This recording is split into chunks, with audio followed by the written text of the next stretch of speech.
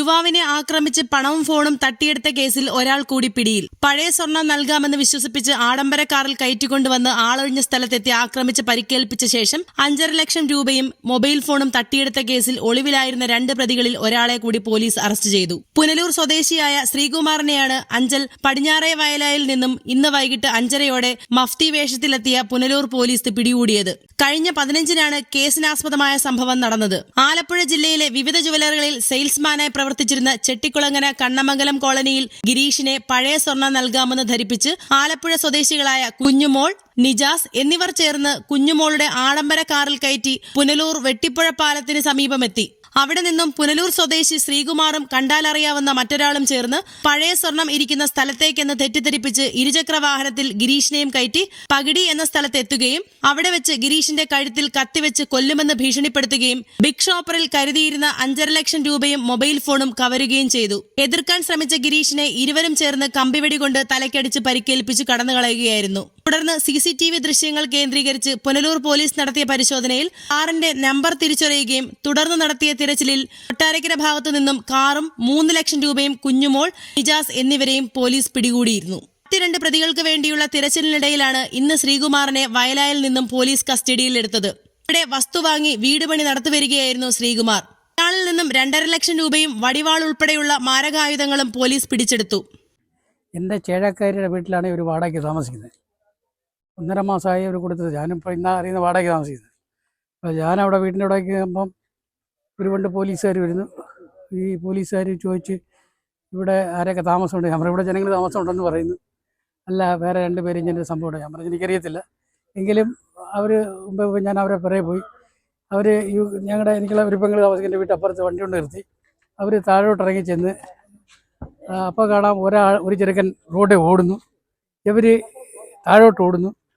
അങ്ങനെ ഇത്തിരി കഴിഞ്ഞപ്പോൾ കാണാം ഒരുത്തനെ വിലം കിട്ടുകൊണ്ട് കയറി വരുന്നു. അപ്പോൾ ഇന്ത്യയുടെ ബാക്കി പൈസ എന്നൊക്കെ പോലീസുകാർ ചോദിക്കുന്നു. അവനെ വണ്ടിയിൽ കയറ്റുന്നു. അപ്പം പോലീസുകാരെ തിരിച്ച് ആക്രോശിക്കുന്നു. അവസാനം പോലീസ് ഈ വണ്ടി കൊണ്ടങ്ങ് പോയി. തിരിച്ചിത്തിരി കഴിഞ്ഞപ്പോൾ കാണാം ഞാൻ വീണ്ടും അവിടെ തന്നെ നിന്നു. അപ്പോൾ നാട്ടുകാരൊക്കെ കൂടി ഇവർ സിവിൽ ഡ്രസ്സിലാണ് വന്നത്. അപ്പോൾ നാട്ടുകാർ പറഞ്ഞു ഇത് ഇവർ കൊള്ളക്കാരാണെന്നോ ഇവരെ പോലുള്ള തിരിച്ച് സംസാരമായി. ഞാൻ പറഞ്ഞു അവരല്ല, അവർ സാധാരണ വന്ന പോലീസുകാരിൽ വിലം കൊണ്ടുവരുന്നത് പറഞ്ഞു വിട്ട് ഞാൻ പോലീസ് ജീപ്പിൽ അവർ വന്നിറങ്ങി. അപ്പോൾ അവിടെ നിന്നവർക്ക് സംശയം തീർന്നു. ആ വീട്ടിൽ ചെന്ന് പരിശോധന നടത്തി തിരിച്ച് ഒരു വാടകയ്ക്ക് താമസിക്കൂടാന്ന് അറിഞ്ഞു. അങ്ങനെ എൻ്റെ പെങ്ങളുടെ വീടാന്ന് പറഞ്ഞിട്ട് ഞാനും കൂടെ ബൈക്കിനകത്ത് മുമ്പേ വന്ന് വീട് കാണിച്ചു കൊടുത്തു. കയറി ഇവിടെ നിന്ന് വീട് പരിശോധിച്ചപ്പോഴാണ് ആദ്യം മെത്തേടെ കീഴിൽ നിന്ന് 500 രൂപ കെട്ട് എടുക്കുന്നു. അത് കഴിഞ്ഞ് പിന്നെ പരിശോധിച്ചപ്പം ഒരു വടിവാൾ, പിന്നെ ഒരു വലിയ കൊടുവാൾ ചുറ്റിട്ടത്, പിന്നെ അത് കഴിഞ്ഞിട്ട് മണ്ട് കൊടുവാൾ, പിന്നെ അത് കഴിഞ്ഞിട്ട് കുറേ കത്തികൾ, മടക്ക് കത്തി, അല്ലാത്ത കത്തി, പിന്നെ ഗ്ലാസ് കട്ട് ചെയ്യുന്ന ഏതാണ്ട് ഒരു ബാഗ് നിറച്ചുള്ള മാരകായുധങ്ങളാണ്. അപ്പോൾ ഇത് കണ്ടപ്പോൾ ഞങ്ങൾക്ക് യഥാർത്ഥത്തിൽ ഞാൻ ഇവിടുത്തെ ക്ഷേത്രത്തിൻ്റെ ഒരു ട്രഷറാണ്.